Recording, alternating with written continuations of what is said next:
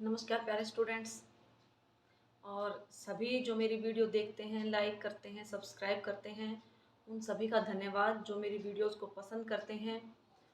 और मुझे काफ़ी सजेशन मिले कि मैं कोई मोटिवेशनल वीडियोस आप लोगों के साथ शेयर करूं। तो एक स्टोरी के साथ मैं आज आप सब लोगों के सामने बहुत टाइम के बाद हाजिर हुई हूं। तो आशा करती हूं कि इस स्टोरी से आप कुछ सीखेंगे।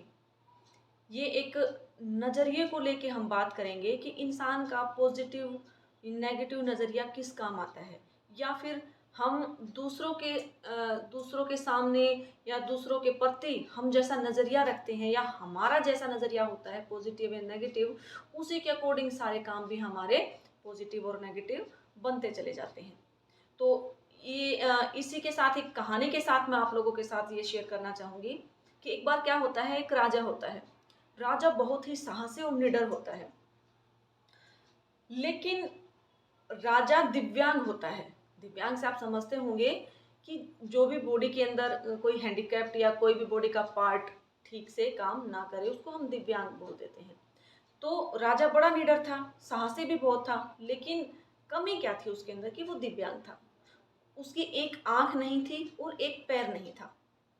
तो राजा ने क्या किया, एक बार पूरी अपने प्रजा के अंदर ऐलान करवा दिया कि बहुत बड़े बड़े चित्रकार उसने बुलाए कि सबसे सुंदर जो मेरी फोटो बनाएगा मैं उसको बहुत सारा इनाम दूंगा।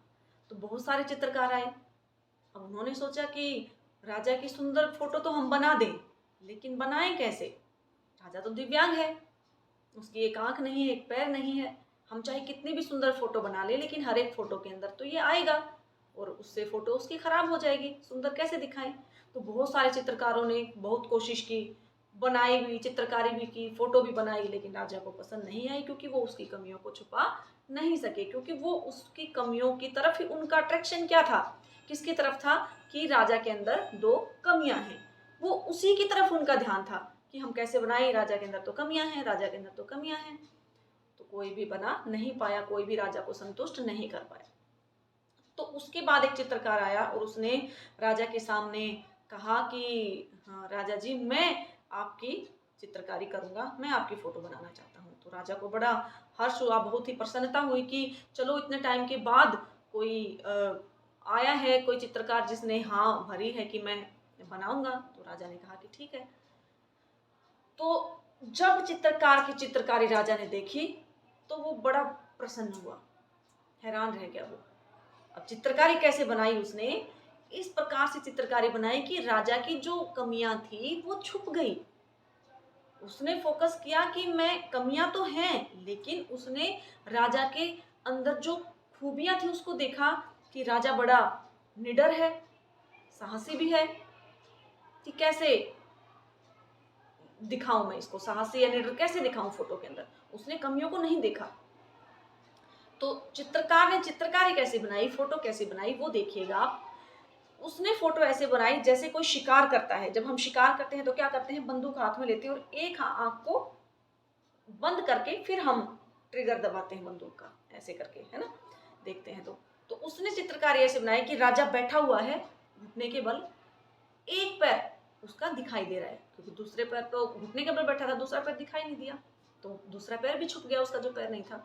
और बंदूक उसने निशाना साधा हुआ है शिकारी के ऊपर, तो उसकी एक आंख भी ऑटोमेटिक बंद करके निशाना लगाते हैं, तो वो भी। तो उससे क्या दिखा फोटो के अंदर, सिर्फ क्या दिखा कि राजा बड़ा साहसी और निडर है, वो शिकार कर रहा है। किसी को ये थोड़ी ना पता है कि उसकी एक आंख नहीं और पैर नहीं है, देखने वालों को तो पता ही नहीं लगा। तो उस चित्र कहने का मतलब क्या है कि उस चित्रकार ने क्या देखी, राजा की खूबियां देखी, ना कि उसकी कमियां। और ये सिर्फ उसके नजरिए पे निर्भर था, वरना तो बहुत सारे चित्रकार आए, सबने राजा की कमियों को देखा।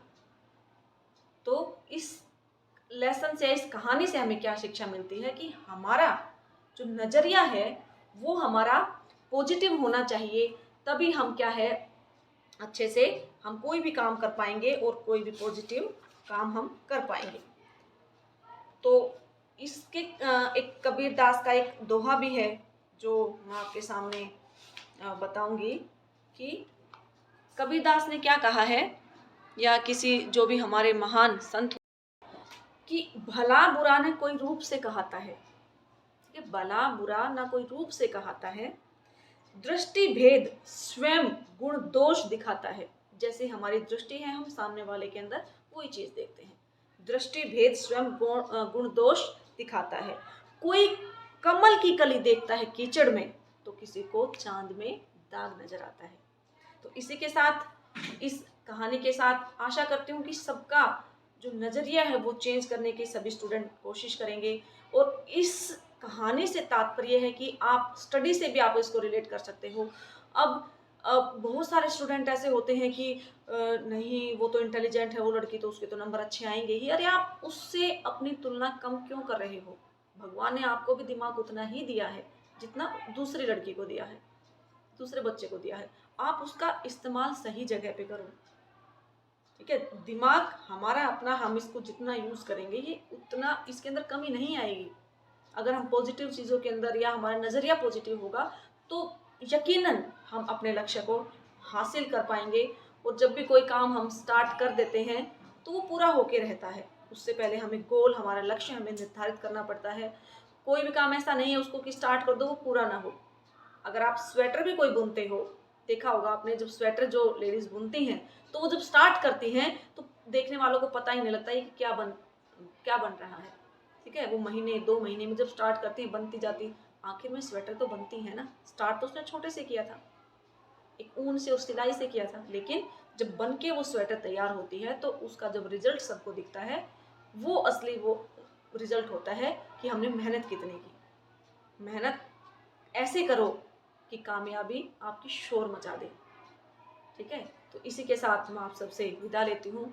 फिर हाजिर होती हूँ किसी नई अच्छी मोटिवेशनल स्टोरी के साथ, जिससे आपका मनोबल बढ़े। और मेरे डियर स्टूडेंट्स, अभी एग्ज़ाम्स का टाइम भी बहुत नज़दीक है, तो आशा करती हूँ कि आपकी पढ़ाई बहुत अच्छी चल रही होगी। और जो बच्चे अपने आप को कम समझते हैं कि नहीं मुझे तो नहीं आता, या मेरा दिमाग कम चलता है, या मैं याद नहीं कर सकती, तो ऐसा कुछ नहीं है। आप मेहनत करेंगे, यकीनन आपको सफलता ज़रूर मिलेगी और आप अच्छे नंबरों से पास होंगे, ये मेरी गारंटी है। बस आप एक टाइम टेबल और अपना लक्ष्य निर्धारित करें कि आपको अपने गोल को अचीव करना है। मुझे 80%, 70%, जिसका जैसा आप सोचते हो कि मैं इतना कर पाऊंगा, तो उतना ही आप अपना लक्ष्य निर्धारित करें और उस लक्ष्य को पाने के लिए लगातार ताबड़तोड़ जी भर के आप मेहनत करें।